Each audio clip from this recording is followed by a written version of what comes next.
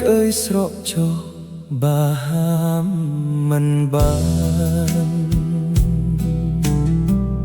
ពេលដែលកលយានបដិសេធស្នេ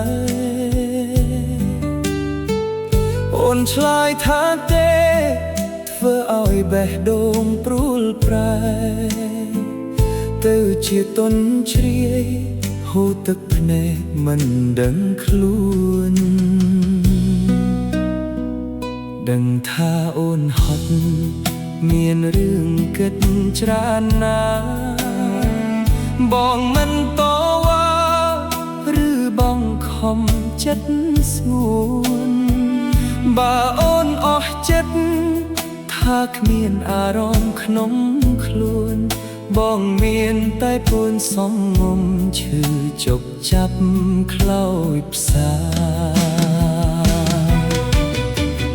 បងប្រាថ្នាជាតិនេះនឹងជាតិណាសូមជួបភក្ត្រាជាគូជីវិតតែបើជាតិនេះបងគ្មានសិទ្ធមានតែបិទចិត្តលែងចង់ខ្វល់ព្រមរស់កំព្រារងាឯកាឲ្យសង្ខារបងរលត់សូន្យពីភពលោកបងជួនពបើឲ្យជួបក្តីសុខចំណែកក្តីទុកបងអ្នករងឈឺចាប់ខ្លោចផ្សាឥតមានសៅមក